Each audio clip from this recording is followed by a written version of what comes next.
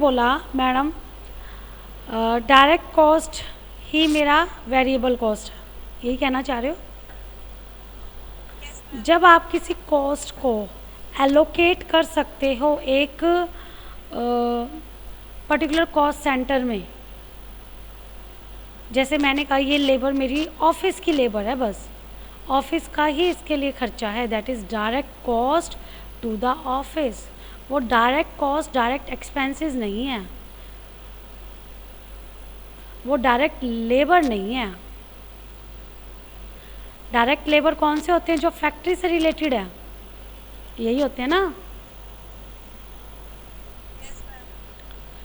लेकिन अगर हम किसी भी कॉस्ट को एलोकेट कर सकते हैं किसी स्पेसिफिक कॉस्ट सेंटर में, उसको बोलते हैं हम डायरेक्ट कॉस्ट। अगर वही स्पेसिफिक सेंटर अगर फैक्ट्री हो तो वो ऑटोमेटिकली क्या बन जाता है? डायरेक्ट कॉस्ट या वेरिएबल कॉस्ट। बट अगर वही चीज़ मेरा ऑफिस में है, ऑफिस में के बाहर एक पियोन खड़ा है, वो पियोन सिर्फ और सिर्फ ऑफिस का काम कर रहा है, ऑफिस के लोगों के लिए काम कर रहा है, उस पीएम को 10,000 रुपये सैलरी दे रहे हैं हम, उस ऑफिस में 4 लोग बैठे हुए हैं जिन 4 लोगों के लिए वो काम कर रहा है, तो वो डायरेक्ट कॉस्ट किसके लिए होगी? ऑफिस के लिए। अब वहाँ 4 की जगह अगर 10 लोग बैठ जाएं तो क्या तुम उस पियोन की सैलरी को बढ़ा दोगे? That is not a variable cost. वो डायरेक्ट कॉस्ट है, लेकिन वो डायरेक्ट कॉस्ट ऑफिस के लिए, फैक्ट्री के लिए नहीं है। एक लेबर है, मज़दूर जो काम कर रहा है फैक्ट्री में, एक दिन में 10 यूनिट बना रहा है, मुझे 20 यूनिट की ज़रूरत है, तो मुझे एक लेबर बढ़ाना पड़ेगा। जो लेबर मैंने बढ़ाया और उसको जो लेबर मैं दूंगी, that is variable cost as well as direct cost, because वो लेबर किसके लिए लग रहा है? फैक्ट्री के लिए। मुझे पता है वो लेबर किसके लिए लग रहा है? फैक्ट्री के लिए, तो मैं उस कॉस्ट को एलोकेट कर सकती हूँ। ऐसे ही अपने कॉलेज के बाहर नॉन टीचिंग डिपार्टमेंट है और कॉलेज प्रिंसिपल सर का ऑफिस है, उन तीनों डिपार्टमेंट के लिए सिर्फ एक ही पियोन है लगा रखा, हमने 20,000 रुपये दे रहे हैं हम। सपोज प्रिंसिपल सर का ऑफिस भी देख रहा है वो पियोन, नॉन टीचिंग के जो 2 हमारे ऑफिस है उनको भी देख रहा है, तो क्या उसकी सैलरी को आप एलोकेट कर सकते हो किसी एक कॉस्ट सेंटर में कि ये किसका खर्चा है? ये प्रिंसिपल ऑफिस का खर्चा है कि एडम ब्लॉक 1 का खर्चा है कि एडम ब्लॉक 2 का खर्चा है? क्या आप कर सकते हो? That is not a direct cost, that is indirect cost. जब आप एलोकेट कर सकते हो किसी कॉस्ट को किसी पर्टिकुलर कॉस्ट सेंटर में, वो डायरेक्ट कॉस्ट हो जाता है। और direct cost may be variable, may be और मे नॉट बी। ठीक है? नहीं क्लियर हुआ प्रीति कि क्लियर हो गया?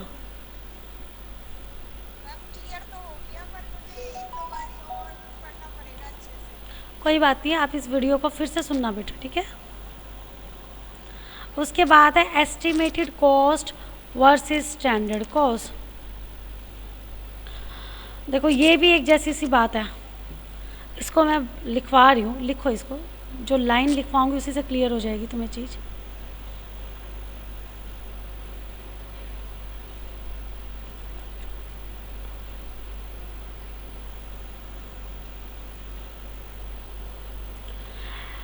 Estimated cost is a prospective cost as it refers to prediction of cost.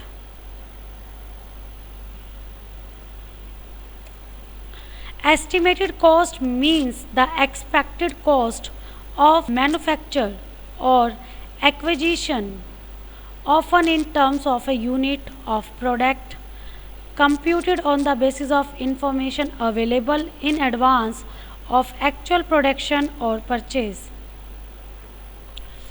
On the other hand, standard cost means a planned cost which attempt to show what the cost should be for clearly defined condition and circumstances.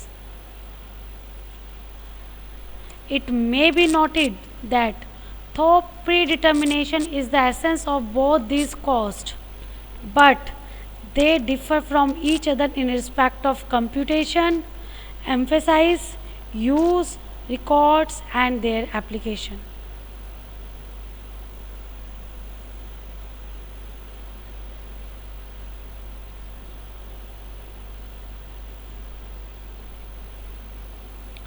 अब इसको ध्यान से पढ़ो.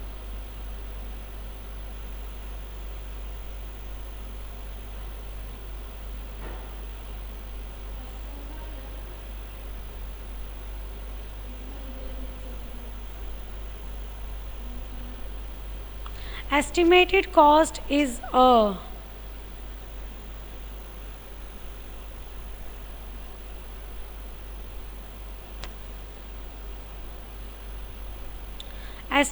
cost is a prospective cost. Prospective मतलब जो भविष्य में होने वाली है. As it refers to the prediction of cost. जो भविष्य में होने वाली है उस कॉस्ट को हम प्रिडिक्ट करते हैं पहले से ही. एस्टिमेटेड कॉस्ट का क्या मतलब है? Estimated cost means the expected cost of manufacture, कि जब हम मैन्युफैक्चर करेंगे तो इसकी क्या कॉस्ट पड़ने पड़ी है. और acquisition of an item in terms of a unit. Acquisition of an items ही था शायद.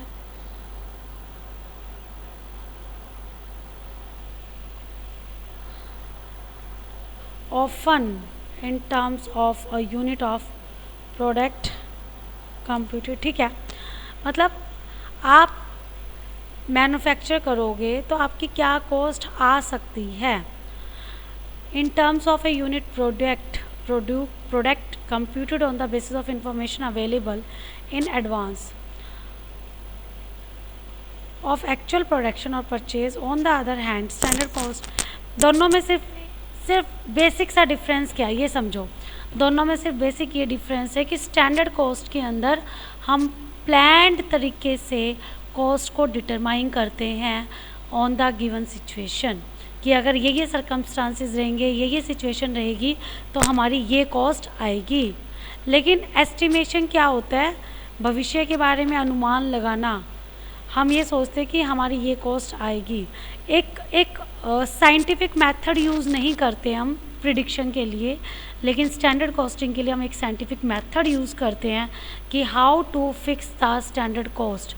हम कैसे स्टैंडर्ड कॉस्ट को फिक्स कर रहे हैं. हालांकि दोनों का एक ही काम है. दोनों का काम यही है कि स्टैंडर्ड कॉस्ट को फिक्स करना, कि भविष्य में क्या कॉस्ट होगी. सिर्फ और सिर्फ डिफरेंस कहाँ पे आता है कि जो फिक्स करने का मेथड है दोनों का. एस्टिमेशन एक लेमैन भी कर सकता है, बट स्टैंडर्ड कॉस्टिंग कोई एक लेमैन फिक्स नहीं कर सकता. एक एक्सपीरियंस्ड पर्सन जो स्पेसिफिक मेथड दे रखे स्टैंडर्ड कॉस्टिंग के, उनको अप्लाई करते हुए स्टैंडर्ड कॉस्ट फिक्स कर सकता है. एस्टिमेशन के एग्जैक्ट होने के चांसेस बहुत कम होते हैं, बट स्टैंडर्ड कॉस्टिंग के अकॉर्डिंग काम होने के चांसेस बहुत ज़्यादा होते हैं. बस यही डिफरेंस है. Is it clear?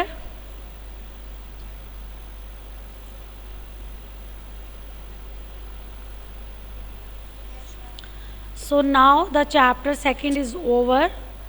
Tomorrow we will start the new chapter if you haven't any doubt. So now you can give your attendance in chat box. Now everyone, जो भी बच्चा क्लास में है वो अब अपनी अटेंडेंस देगा, उससे पहले नहीं होगी एक्सेप्टेबल.